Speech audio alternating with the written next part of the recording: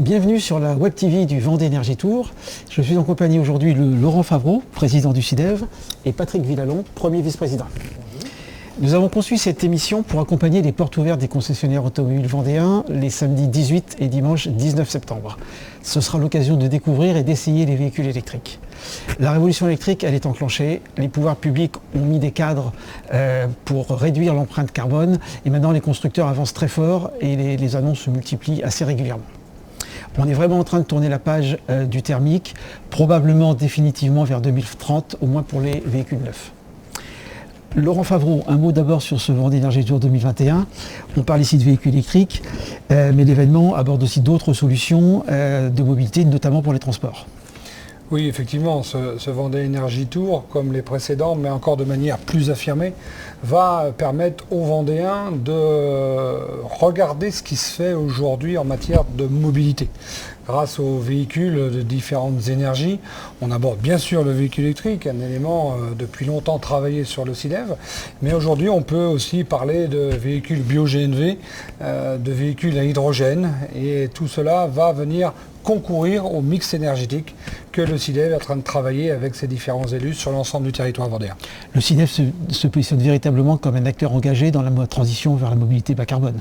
Oui, ça fait déjà de nombreuses années que le SIDEV travaille à travers ses différentes politiques de territoire et d'aménagement cette mobilité, mais que nous voulons complémentaire sur les différentes énergies. C'est pourquoi le VET regroupe à travers son événement ces différentes solutions de mobilité que nous voulons vraiment mettre en lumière grâce aux concessionnaires par exemple, mais aussi grâce aux différents usages auprès des collectivités. Patrick Villalon, sur ce Vendée Énergie Tour, le SIDEV a mis en place un partenariat original avec les concessionnaires automobiles vendéens. Oui, tout à fait. On dit souvent qu'essayer un véhicule électrique, c'est l'adopter. Donc c'était indispensable de permettre aux Vendéens de pouvoir aller au plus près de chez eux, voir ces véhicules, les tester. Donc on a profité de ce partenariat à travers des portes ouvertes qui vont être réalisées chez différents concessionnaires, ce qui permettra à l'ensemble de nos concitoyens d'aller voir parmi les 17 marques qui sont aujourd'hui disponibles sur le marché. Donc ce sera l'occasion à chacun de tester. Effectivement, on a recensé 17 marques automobiles qui vont vous accueillir les samedis 18 et dimanche 19 septembre pour essayer ces véhicules. Alors, nous allons maintenant vous présenter un reportage sur l'usage et les avantages du véhicule électrique et on se retrouve ensuite en plateau.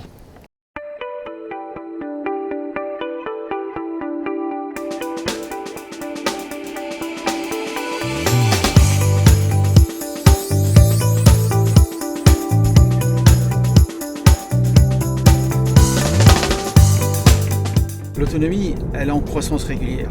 Il y a 8 ans, pour le premier Vendée Énergie Tour, on avait des véhicules qui avaient au mieux 150 km d'autonomie. Et aujourd'hui, on est entre 300 et 500 km. Et on sera probablement en 2025 au-delà de 700 km d'autonomie. Et finalement, cette autonomie, elle est largement suffisante, au moins pour les déplacements du quotidien. Et on a beaucoup de véhicules, que ce soit des véhicules de particuliers ou d'entreprise, qui dépassent rarement, voire jamais, 300 km par jour.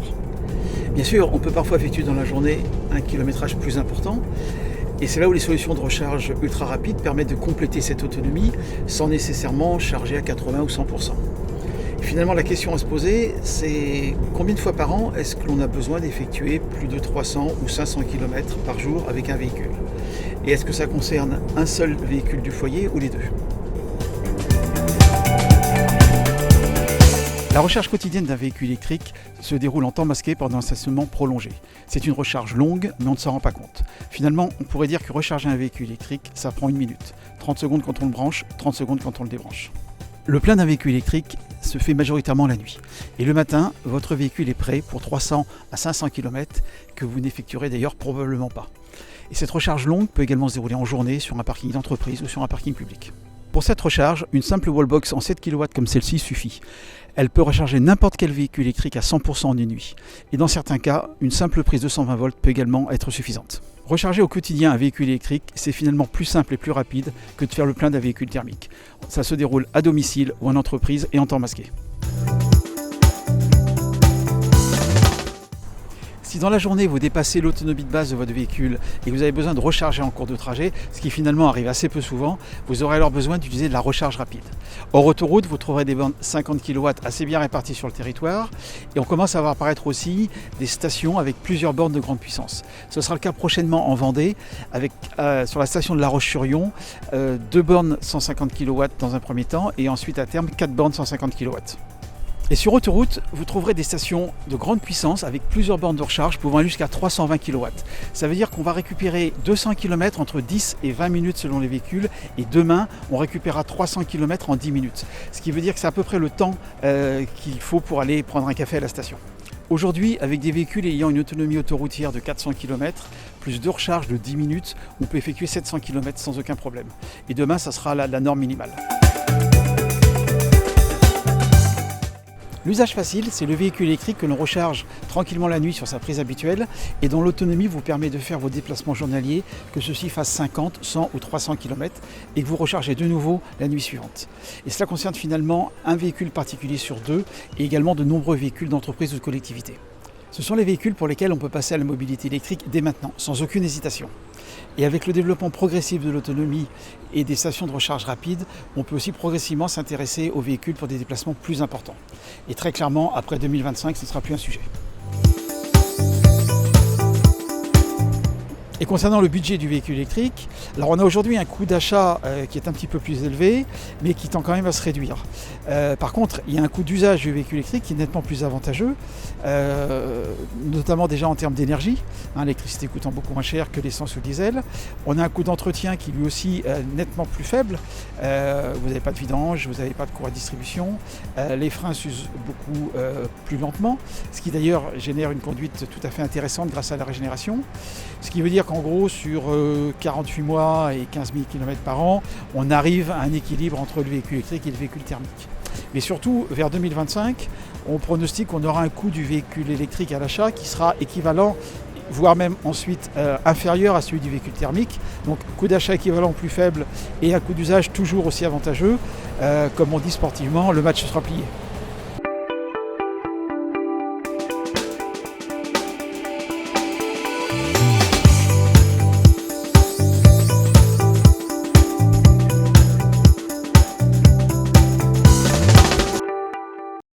Retour en plateau, on l'a vu dans le reportage, la recharge d'un véhicule électrique est finalement assez simple, même si on a parfois besoin de bornes publiques ou commerciales, que ce soit pour la recharge quotidienne si on n'a pas de solution chez soi, ou quand on est en déplacement.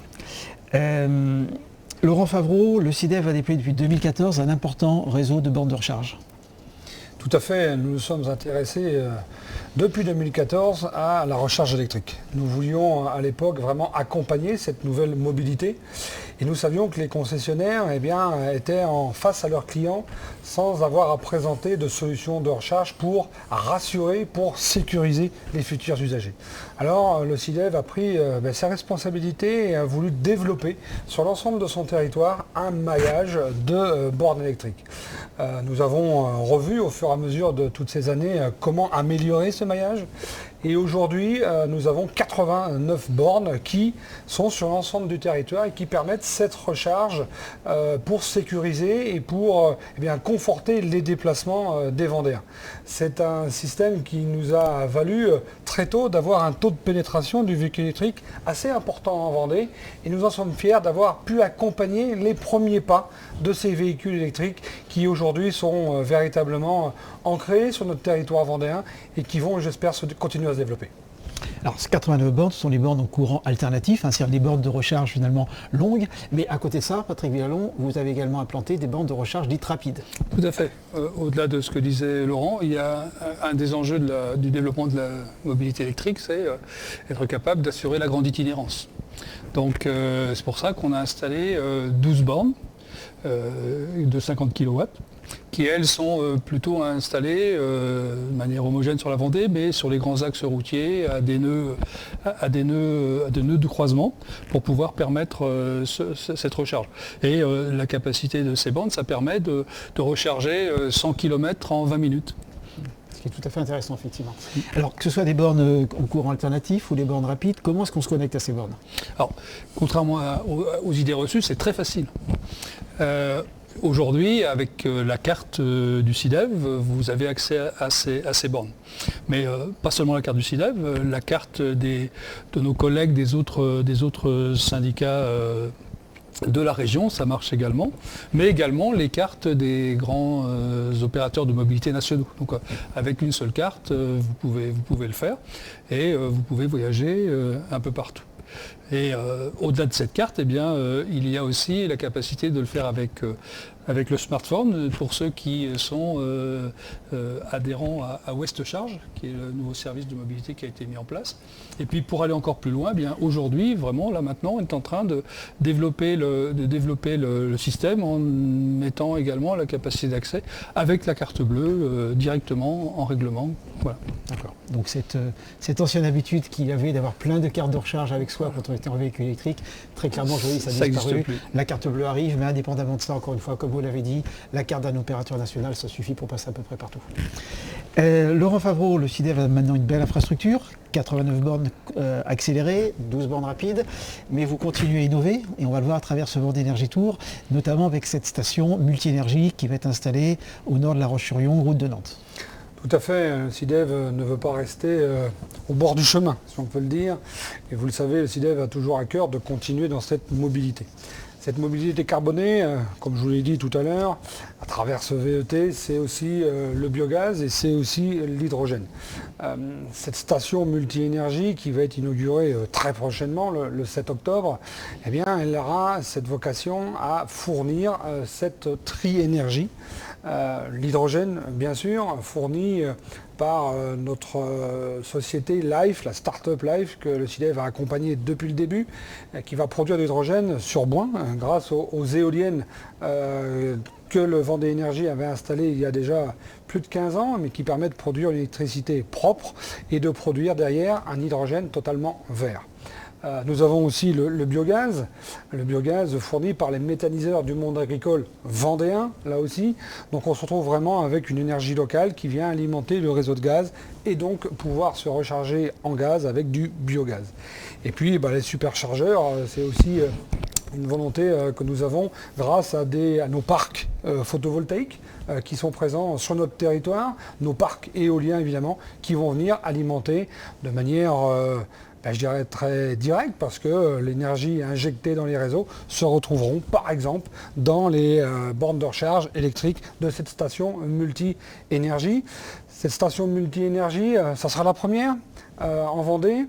Une première aussi européenne parce que c'est une énergie verte et locale.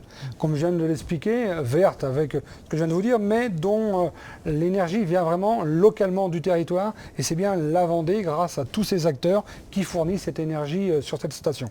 Alors cette station, c'est la première. Il y en aura d'autres sur l'ensemble du territoire vendéen. On est déjà en train de regarder de très près une deuxième qui va venir sur les Sables d'Olonne, dans la même configuration. Et puis à travers ces différentes politiques, le SIDEV a la volonté de mailler le territoire à travers ces différentes énergies et quel que soit l'endroit du territoire, que ce soit des professionnels, que ce soit des collectivités et bien sûr des particuliers auront la possibilité de se recharger grâce à cette énergie verte et locale. Alors on l'a bien compris, Laurent Favreau, on a à la fois une énergie locale, on a aussi finalement des stations ultra rapides, des superchargeurs qui vont aussi se développer sur la Vendée. Quelques mots sur ces bornes, leur puissance ? Alors celles qui vont alimenter sa station de La Roche-sur-Yon, ça sera des bornes de 150 kg, alors 2 dans un premier temps, 4 à terme selon l'évolution de la demande. Et puis ça permettra quand même de récupérer 100 km en 8 minutes. Donc véritablement un vrai bouffée d'oxygène, qu'on peut dire comme ça, pour ces voyageurs de grande itinérance, comme l'a rappelé Patrick Villalon. Et c'est véritablement un souhait d'accompagner cette mobilité aujourd'hui qui vient modifier un petit peu les usages. On a cette possibilité grâce aux véhicules qui aujourd'hui font preuve d'innovation. On a de plus en plus sur le marché de véhicules avec des grandes capacités. Eh bien, il faut qu'on puisse donner à ces personnes qui viennent sur notre territoire la possibilité de se recharger rapidement. Et c'est ce que le SIDEV s'emploie à faire et va continuer à le faire sur son territoire. C'est clair que 100 km, 8 minutes, c'est effectivement parfois le petit coup de pouce dont on a besoin dans la journée pour juste compléter son autonomie sans forcément chercher à faire un plein sur ces stations. Messieurs, merci de votre présence et des réponses à ces questions. Je vous rappelle que le Vendée Energy Tour, donc c'est du 16 septembre au 7 octobre. L'inauguration aura lieu le 16 septembre au Vendée Espace. Oui. Vous serez bien évidemment présent, vous présiderez l'opération avec le président du département. Tout à fait. Le 17 septembre, on aura le rallye du Vendée Energy Tour à la découverte des énergies renouvelables vendéennes. Le 18 et 19, donc porte ouverte chez les concessionnaires automobiles vendéens. Le 24 septembre, on aura une conférence destinée aux entreprises et collectivités pour les faire réfléchir à la transition vers leur mobilité bas carbone. Et le 7 octobre, vous l'avez évoqué Laurent tout à l'heure, l'inauguration de la station multi-énergie en Vendée. Merci à tous, merci à vous, merci et à très bientôt sur la Web TV du Vendée Energy Tour. Au revoir.